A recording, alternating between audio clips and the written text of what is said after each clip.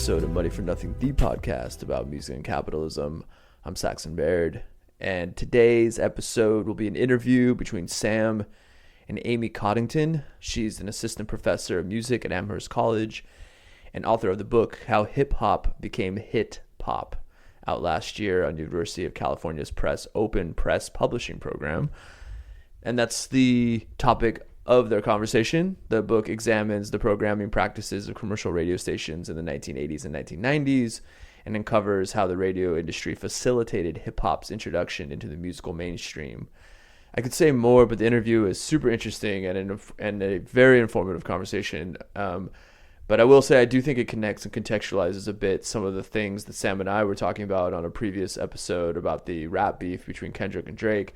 I think there's a real thread you can draw between understanding Drake's long popularity and continual radio play over the last 2 decades and some of the topics discussed in this conversation between Sam and Amy Coddington.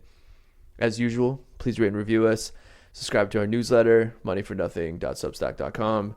Okay, here's Sam talking to Amy Coddington, author of How Hip Hop Became Hit Pop.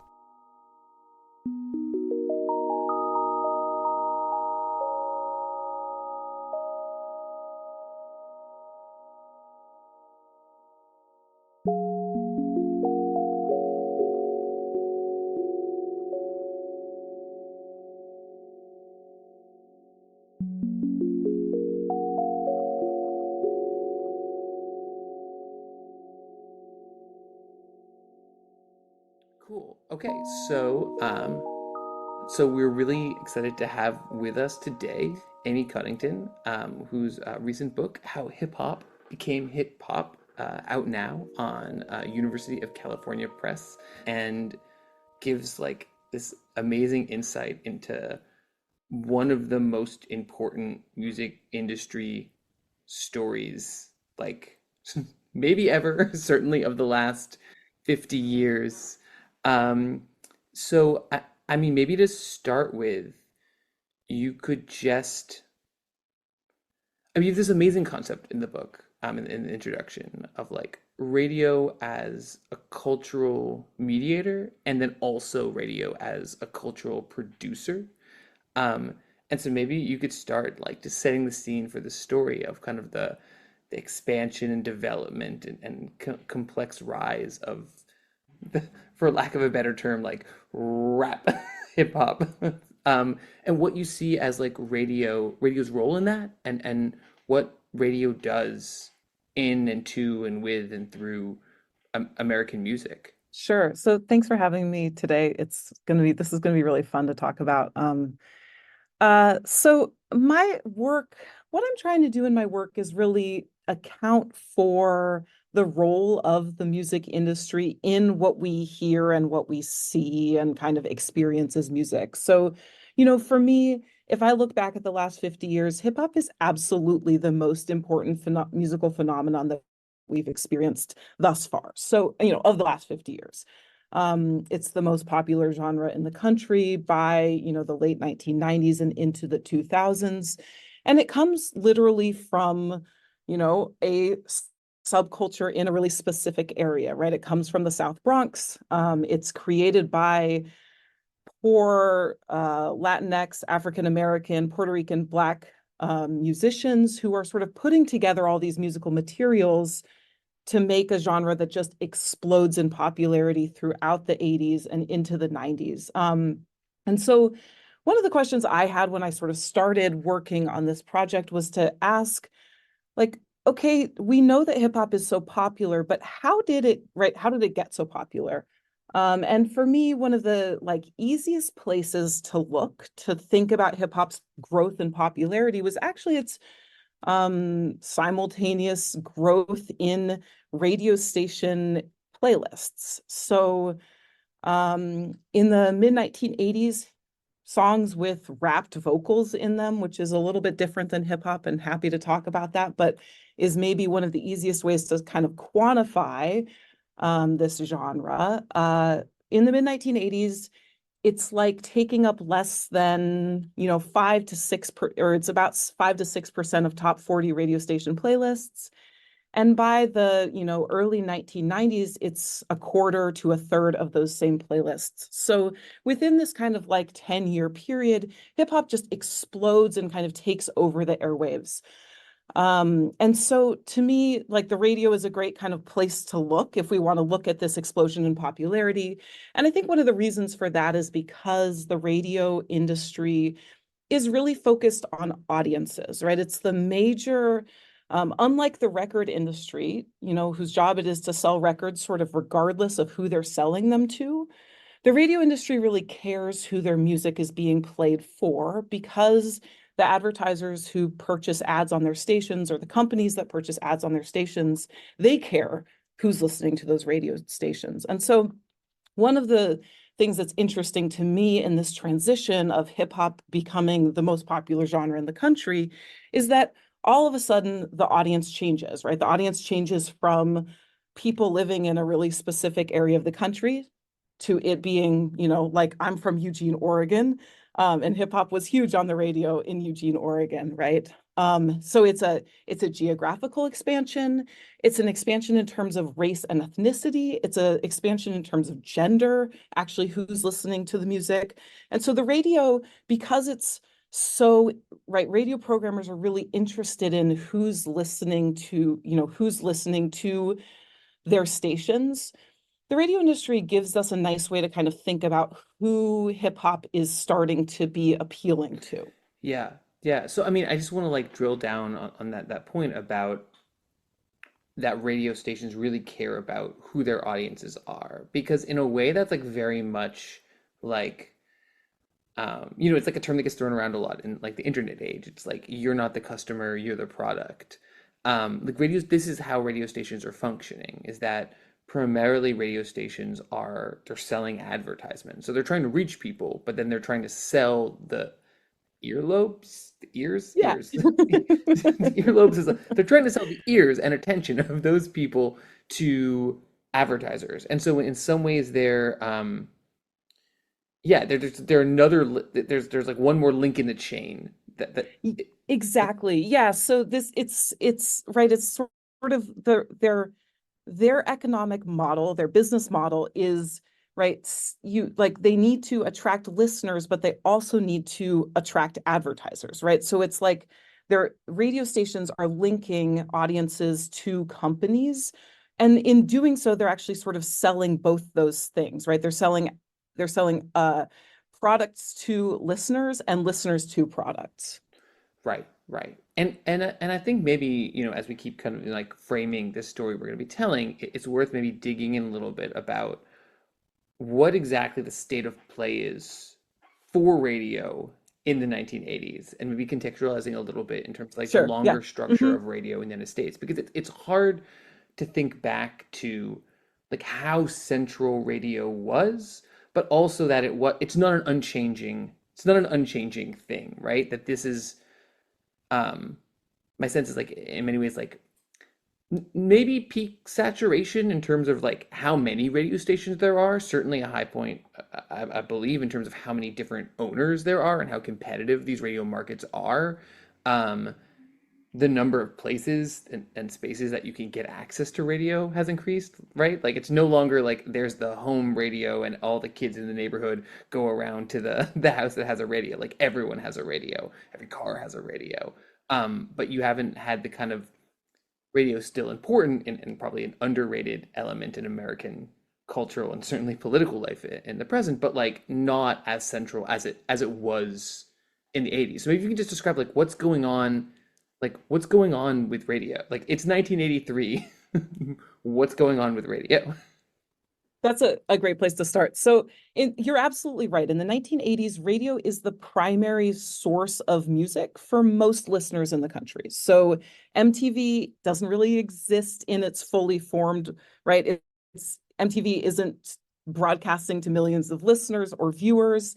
We don't have the internet. So it is the primary tool for music promotion in the US, and the way that record companies are going to have their records sold to, right, exposed to millions of people across the country. The statistics of this, I mean, it's pretty wild. In the 1980s, far over 90% of the American public is listening to the radio for multiple hours a week.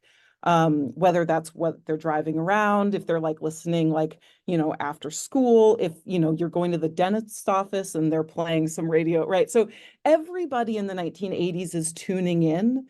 And it allows artists like, Michael Jackson is probably the most famous example that's thrown around, but like his popularity is really fueled by his ability to appeal across radio formats. So in the 1980s, and into the present day, radio stations are categorized into different formats: rock, top 40, country, urban is what it's being called. And well, maybe in 1983, it's being called, some stations are calling themselves black and others are calling themselves urban. But an artist like Michael Jackson was able to kind of expand his audience because he appealed across these different types of formats that were for different types of people. So the top 40 radio station in the 80s is, a kind of like age diverse, white oriented station. Same with rock, although rock is far more male oriented than top 40. Black or urban is intended for Black listeners. And so artists are able through their appeal to different types of radio stations to increase their audience, or just completely, depending on what sort of artists they are, they're able to increase their reach or not reach anyone. So there's plenty of artists that aren't being played on the radio in the 1980s, in the early 1980s. Rap artists are one of the huge categories of artists that aren't being played on the radio in the early 1980s because their music is thought of as not appealing to the type of demographics that radio stations are interested in appealing to, or the advertisers who buy ads on their stations. They're not really interested in rap's audience because those advertisers think they're too young, they're too Black, they're too urban, as in living in urban areas, and they're too poor. These are all sort of untested hypotheses, but this racism and this bias really influences rap's ability to be played on the radio in the early 1980s. That's really, really interesting. So I've got a couple of questions. So one that's really interesting is like the structural dynamics, I guess, of radio in that kind of multi-format shape. Like at one level, it's structured and is often like very racialized ways. Like there's formats that are Black, there's formats that are rural or rural identified, like country. It's got this very sharp demographic structuring in a way that maybe like network TV, where there's like 3 or 4 stations. You're starting to have a proliferation, but it's still relatively little. But at the same time, despite that like separation, it's like they're all on the same device, right? It's the same cost. You can flip between them in a way that makes it in some ways like potentially more promiscuous as a listener, right? Like you're spinning through the dials or turning, and you're literally going to hear snatches of all kinds of other stuff. Certainly we had an interview with a scholar of like R&B in the 50s, like years ago now, and kind of was talking about how like one of the major challenges around the rise of R&B and rock and roll, that like you couldn't segregate the airwaves, you couldn't stop like white teenagers from listening to this music. So there's this complicated dynamic there, but so that it's somehow both it both has the potential for people to move around between these categories, but at the same time is like more categorized than, I guess, these really broad tent forms of mechanically reproduced culture. Yeah, exactly. And I think, one of the things that you're absolutely right to say that listeners sort of defy what we might describe as quite racially segregated and segregated in other ways, the sort of logic of radio formats where programmers are trying to, they're really trying to play specific styles of music that they think are going to appeal to specific types of people. Listeners defy this all the time. That, however, does not change, for the most part, what radio programmers do, right? Radio programmers are still trying to kind of create what they call their kind of core audience base. And so Hmm. even if we have like you or me scanning the dial and like choosing, moving between stations, they are oftentimes assuming that like if someone turns on the radio station at work, they're not going to change the station. Right, right. Or they're hoping, right? It's their goal is to try and keep you there. And this might sound like silly, but when do preset, like when does the ability to save stations happen?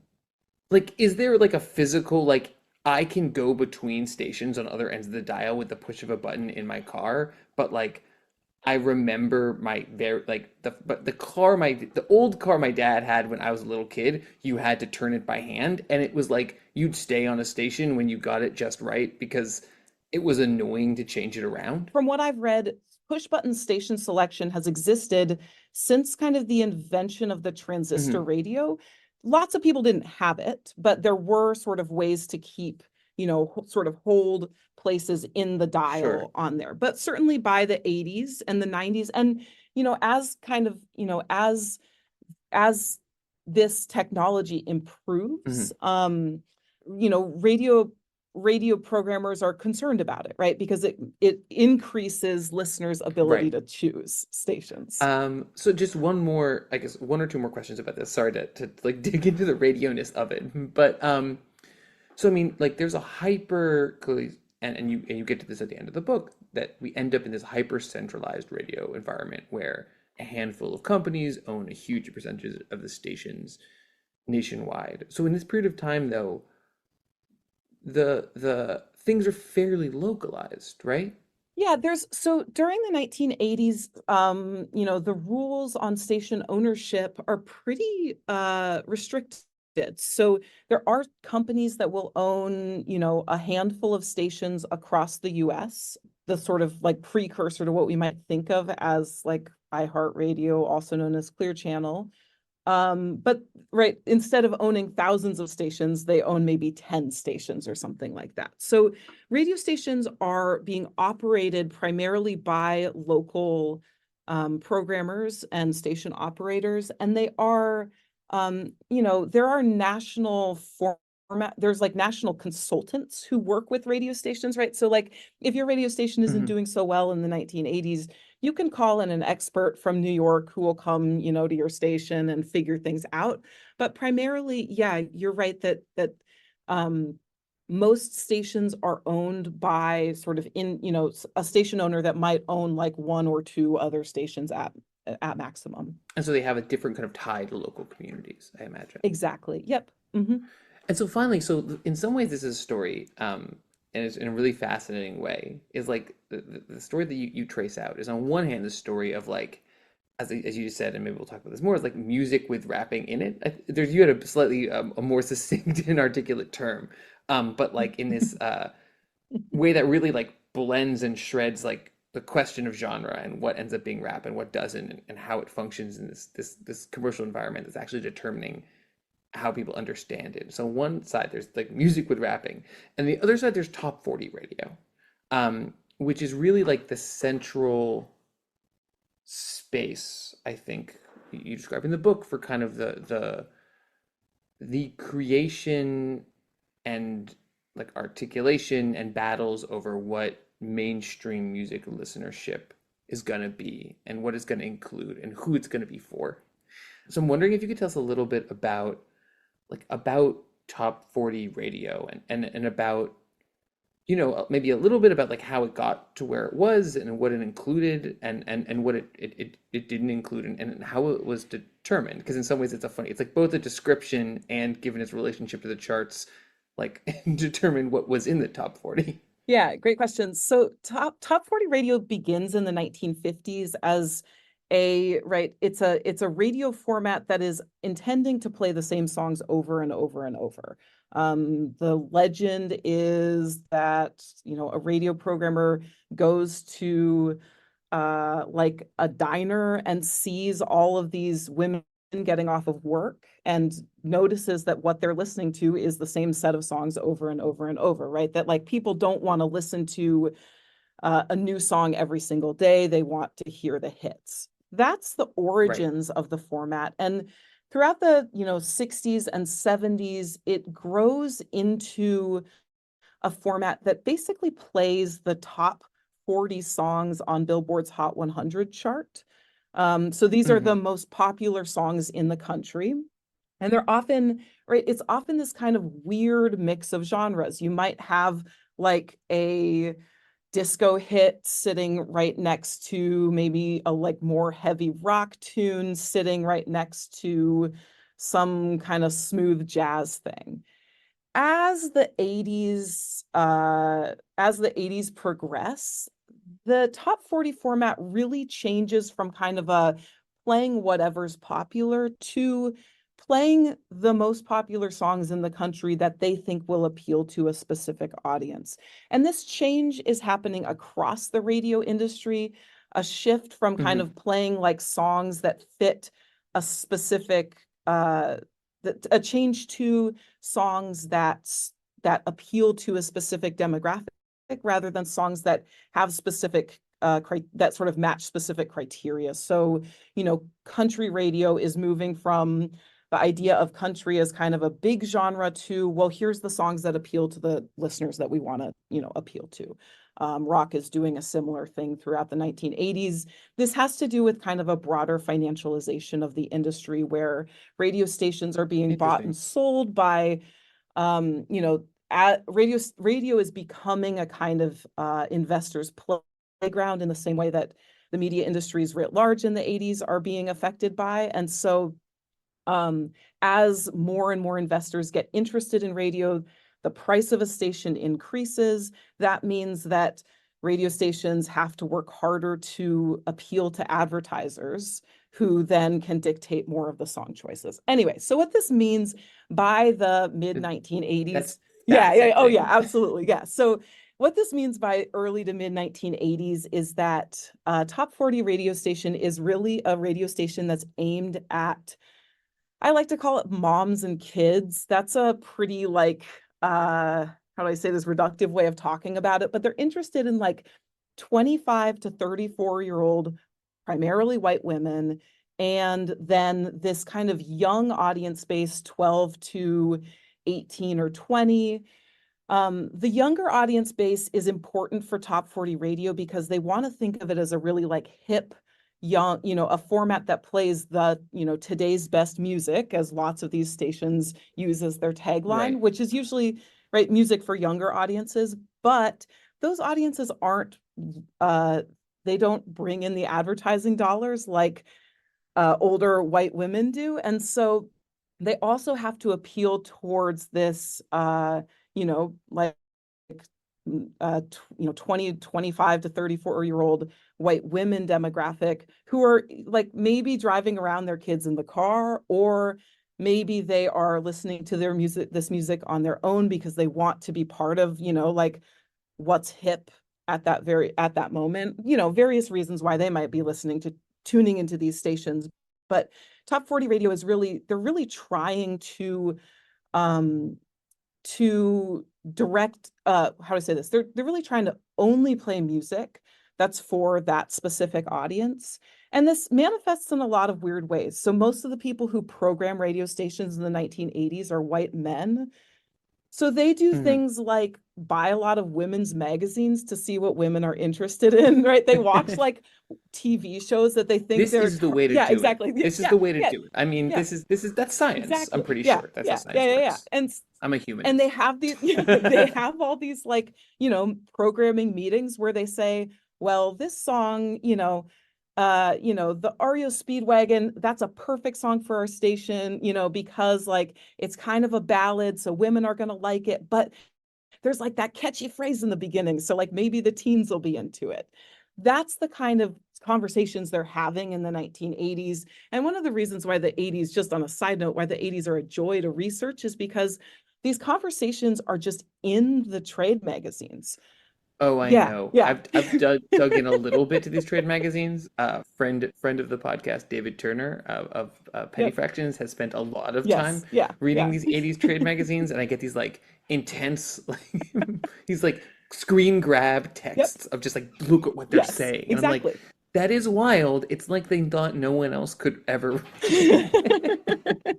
Yeah, they didn't think I'd be looking back on them, but I am. Anyway, so the demographic targeting that they're doing in the 80s is, I think there's one way to say that it's like highly specific, but then there's another way to say it that it's oftentimes pretty wrong. So they have this idea, for example, that what like these 25 to 34-year-old women are interested in are things that are, and this is like, they sort of have this kind of Goldilocks style idea of like, well, it's music that's not too hard and it's not too soft, right? It's just in the middle.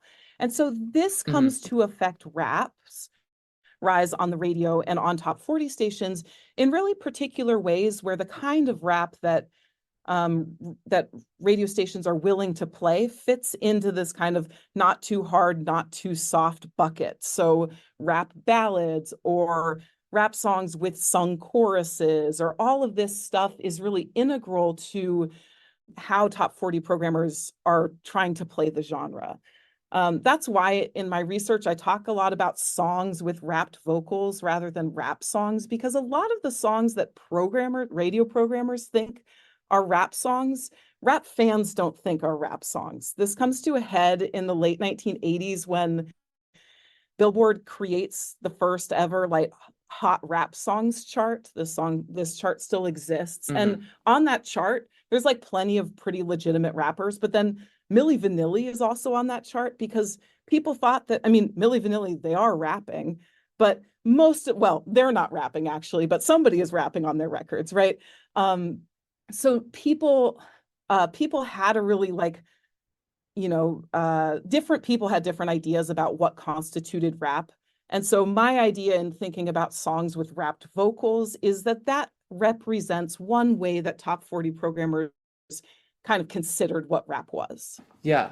No, that's really interesting. And I think that designation's so useful because like I don't know, I'm thinking about like Kesha or something. You know, like that very like it's like how do you get pop rap Yeah. and pop and how do you connect those two in a pop environment? It's also really interesting Hmm. that it's got this cross-generational thing, right? This is like 25-year-olds and 12-year-olds, and that there's this moment that doesn't maybe stay forever where there's no generation or relatively little generation gap in the musical tastes. Yeah, there is and there isn't, right? So radio programmers want there to Hmm. not be a generational gap, but they're getting a lot of letters from their listeners or phone calls from their listeners that say like, you know, I don't really want to listen to rap. And so there is this moment after Top 40 Radio starts playing a lot of rap, Right. many stations actually stop playing it because the generation gap is strong enough. Right, Yeah. or yeah, that's what I was thinking about in terms of rap, right? Like that there's Yeah. sorry, I was thinking about this a little bit in terms of like moments when that musical generation gap kind of opens and closes, right? Like it's 1950 and there's relatively little generation gap between what 35, like Irving Berlin is still having hits. Like there's no Yeah. Yeah. generation gap. It's 1965 and there's a generation gap. It's 1975, maybe or 80, there's less of one. But yeah, that rap is another one of these styles of music that could split in all kinds of complicated ways, that top 40 Yes, audience. absolutely. Yeah.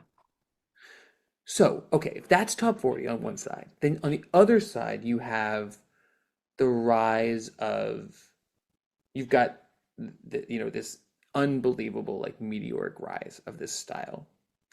And I think that, like, and you mentioned this in the book, and I think maybe it's worth kind of talking about it a little bit out of chronological order, because I feel like the story that gets thrown around a lot, that you do such a useful job of unpacking, like why this is wrong, is like there was rap music, and then one day Run DMC and Aerosmith made a song together, and it brought together the rockers and the rappers, and like they crossed like these male audiences crossed over and stormed through MTV, like an excellent MTV video, and in that moment the lines between these musics fell.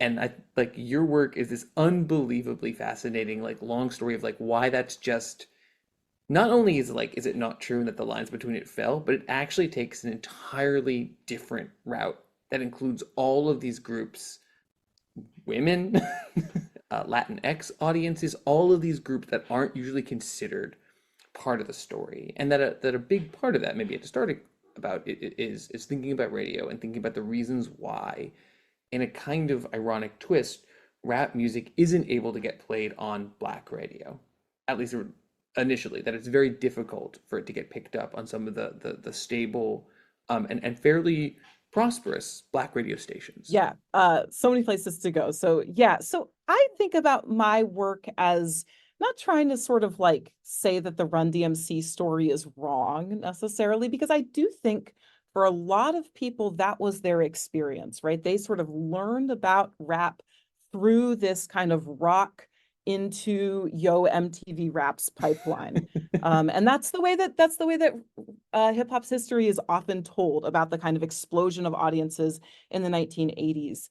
To me, that's one part of the Hmm. story, but I don't think that explains things like, the meteoric rise of MC Hammer in Right. 1990 or, Drake, in the 2010s. And so to me, I think if you want to think about how rap like that that style of rap becomes popular, you really do have to focus in on these other audiences and to think about, okay, what does it mean for rap to appeal to, right? How does it find its way to small towns, Hmm. in the Midwest that are primarily white towns? How does it get there? It's not getting there through MTV because MTV isn't available Right. in Right. Of places like course. that in the late 1980s, right? We're still at the period where MTV has a pretty limited audience.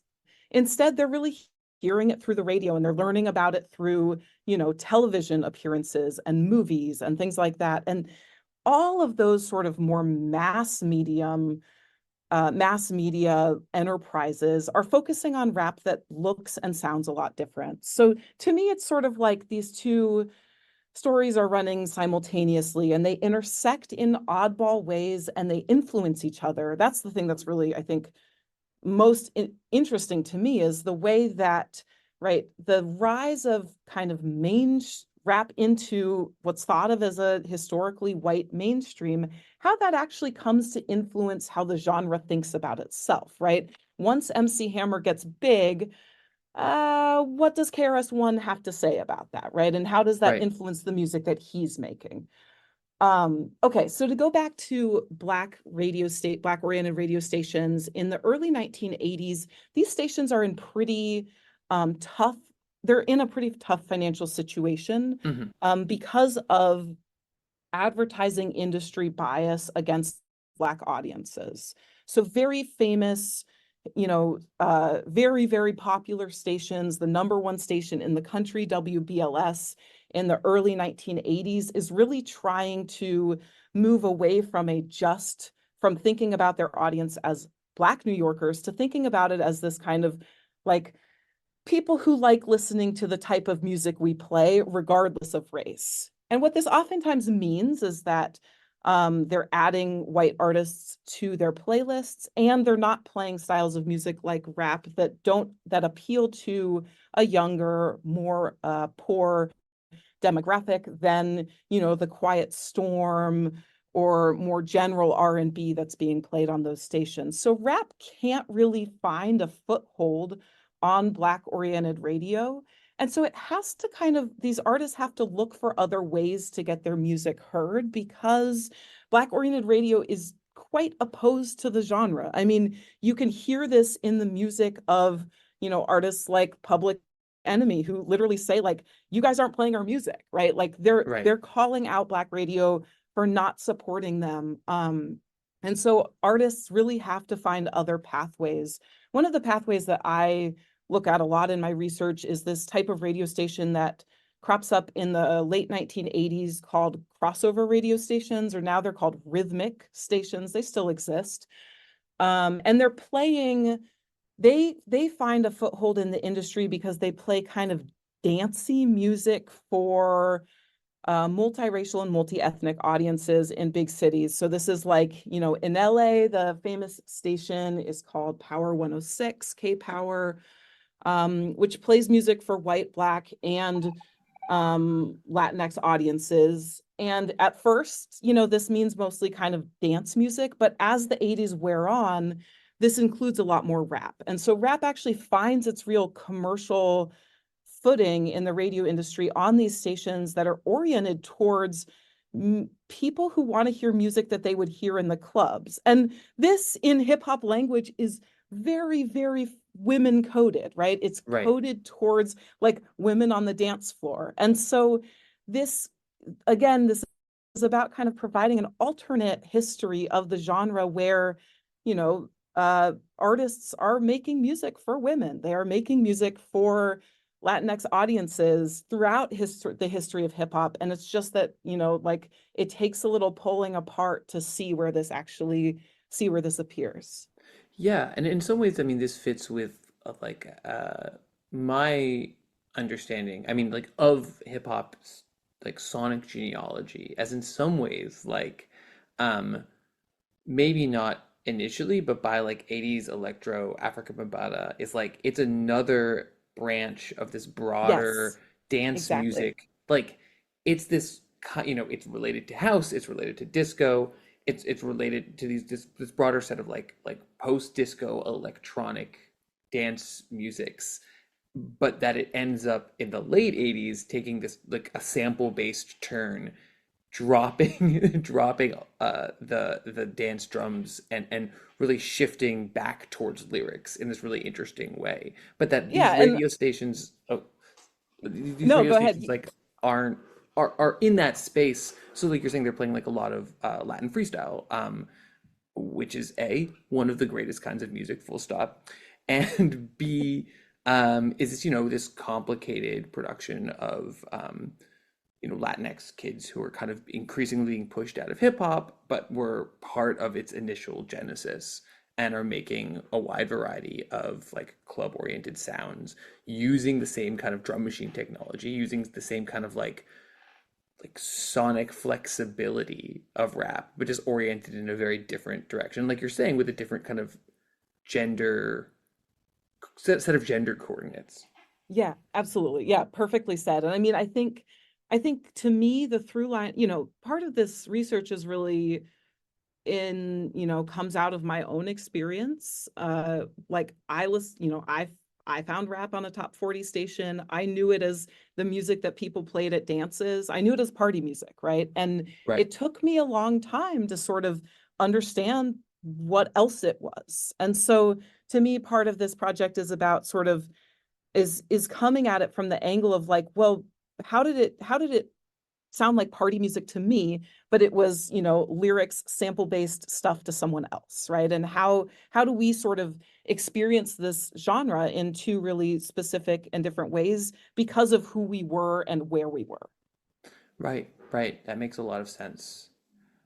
And partially it like pushes at what we mean by genre. It doesn't decenter it, but it's like genres exist as like ways to structure listening, maybe, but also as traditions and also as marketing categories.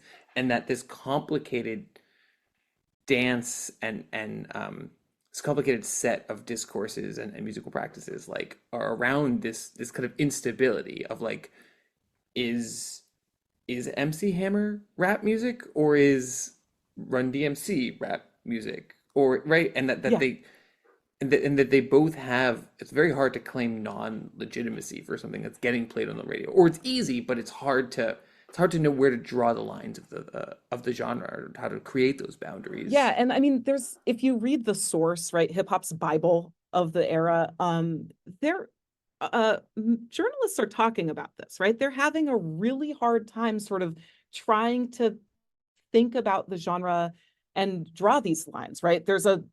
I quote a lot from this article from, a 1990 issue of the source asking like, is MC Hammer a rapper or is he a singer? Well, he doesn't sing, so he can't be a singer.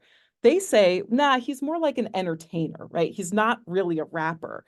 But this swirl of conversations, I think, is really important to the way that hip hop then comes to think of itself, right? So Hmm. in many ways, I think the genre as a kind of marketing category, as a set of ideals, all of this, you can sort of feel the coagulation or the sort of coming together of hip hop's ideas about what the genre wants to be in this moment because of how many ways it's going, right? Without the kind of, without the commercial, without MC Hammer to be your sort of foil, it's, like you don't have to ask questions about, well, can you dance and rap, right? Well, we don't know, right? Like, so without these foils, it's, the foils are helpful for establishing the genre's identity. So if you were at like, the late 80s with this kind of crossover radio where they're playing dance mixes, they're playing stuff that like,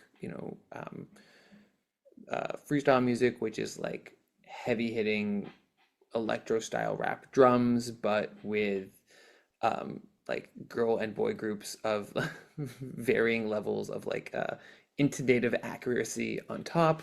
Uh, um, not pointing any fingers, but uh, the and then what you kind of get is this increasing turn towards kind of more rap as a way to pull together these different genres, and that this new kind of coagulated set is actually it works really really well because it pulls together white listeners and black listeners. It kind of brings together a cross racial mass audience, and then so you describe it as like in some ways fundamentally getting like kind of pulled into and then fundamentally reshaping top 40 at a national level.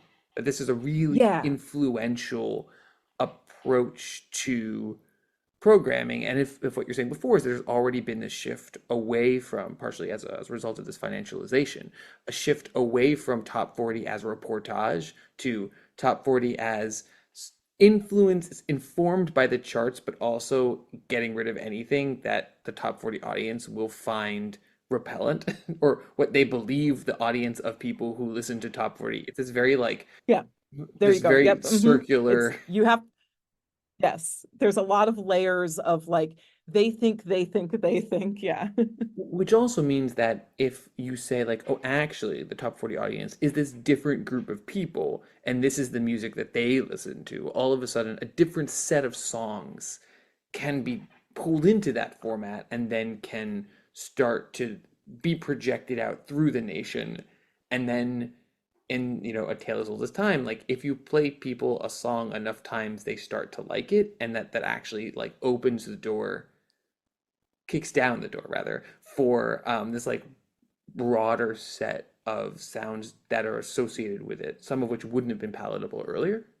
Yeah, exactly. And I think, I mean, one of the best examples, I mean, one way to think about top 40 radio is that it both, right? It is both playing the top music and is also creating the top hits, right? So it's like when top 40 radio station decides to play a song, it's going to then be on the Billboard Hot 100, right? Because the two things are linked to each other, right? The Hmm. Billboard Hot 100 in the 80s is compiled by sales and airplay. And airplay, right? That's for, for the night in the 1980s, that's airplay on top 40 stations. And so top 40 is really creating its own sense of kind of musical consensus where Right.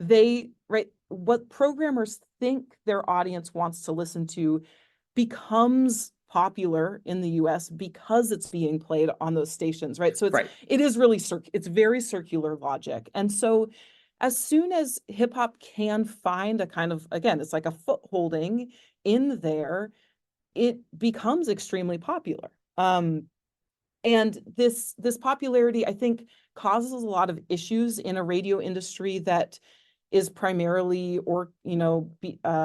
primarily headed by white men, who Hmm. their entire careers are asking them to think about music in these pretty specific demographic ways, right? Like Right. demographically profiling musical artists and musical genres. And hip hop's right, I think one of the coolest things about the genre is the way that it messes with people's assumptions of who they are and what they like and who the other people around them are, and sort of, right, it's the genre is about sort of calling out white supremacy and, various kind of like racist structures throughout the world. And I think one of the interesting things is about hip hop's rise on the radio is, as it's doing that, people are getting scared, right? People are responding to it and saying, "Oh boy, is this getting too big?"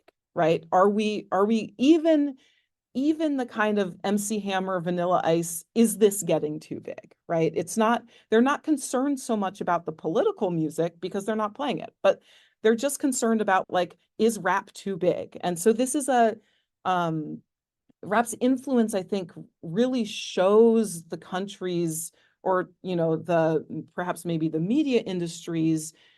uh the industry's inaccurate ideas of who constitutes the American public. But at the same time, I mean, I do want to like give,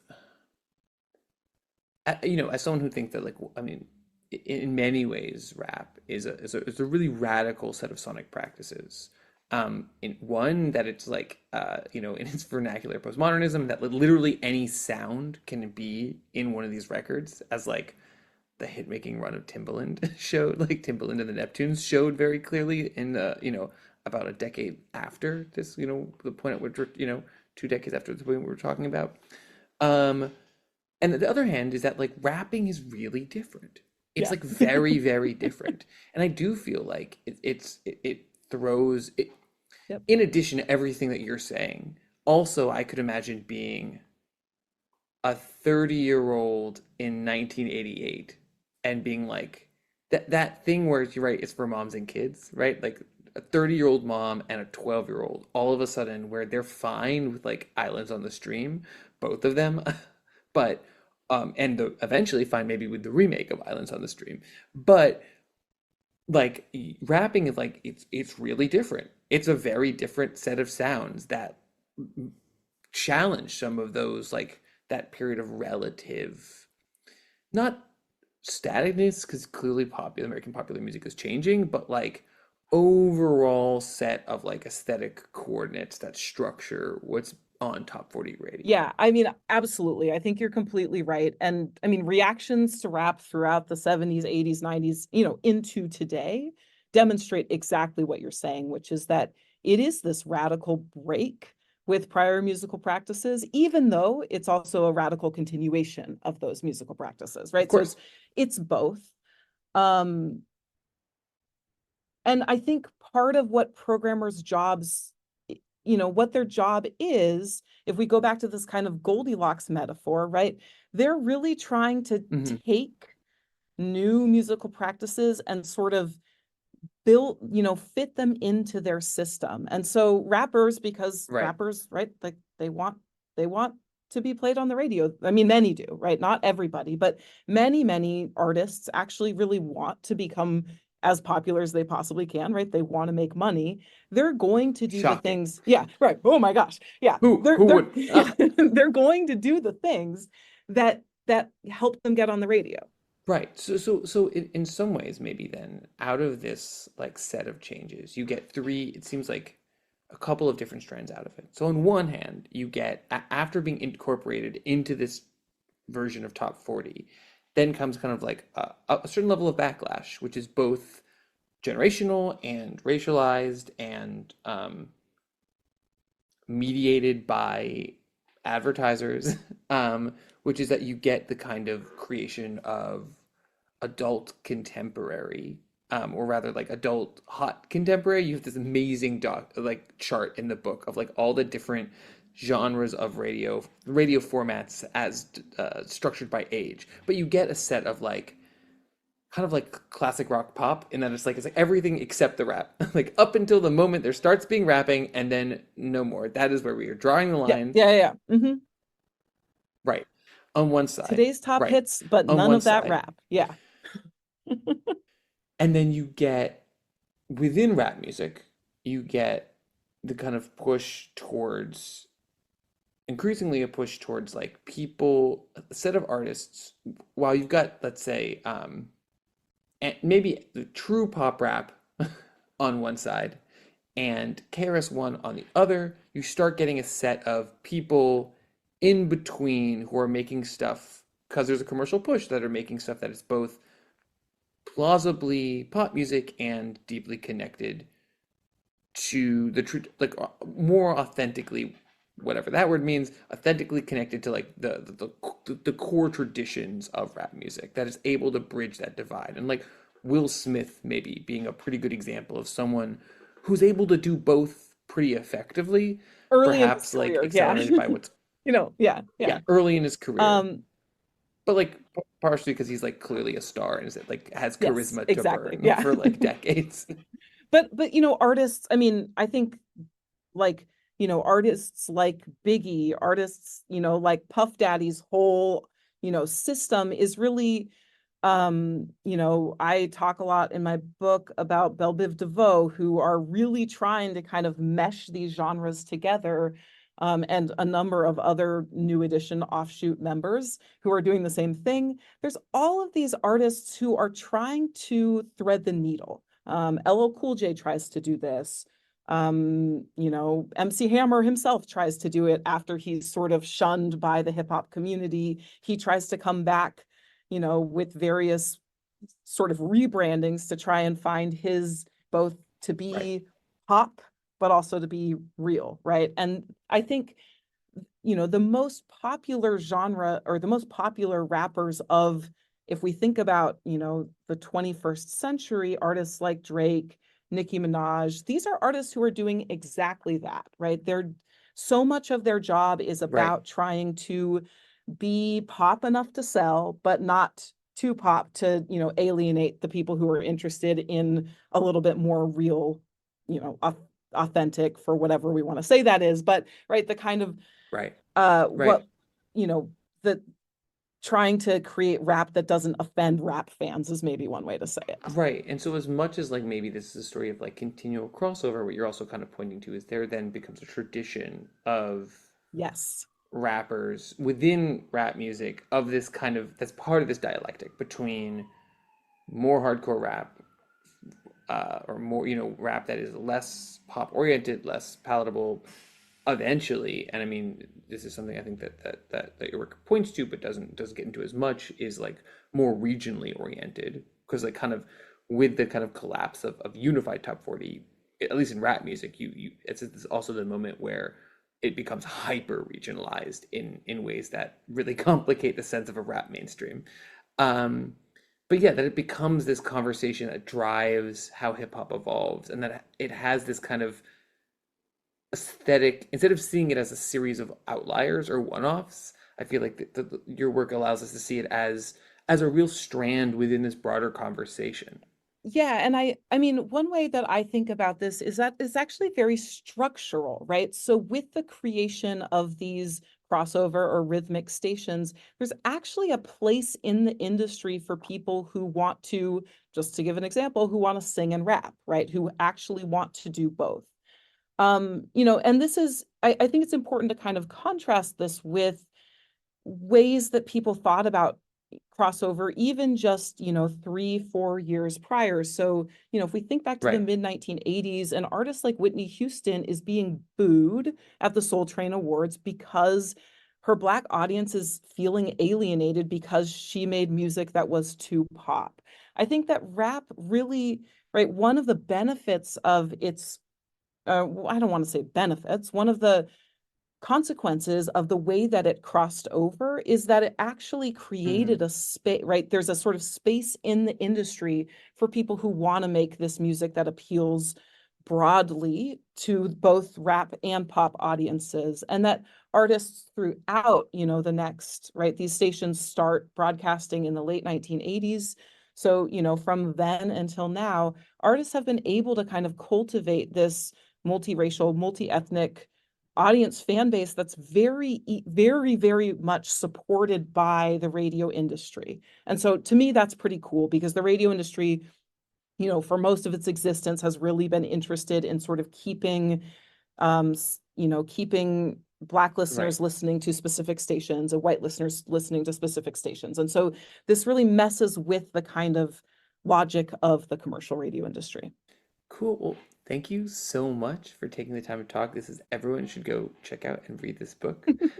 Thanks. And I should say the book is available open access, so no need to purchase it, just download it and read it.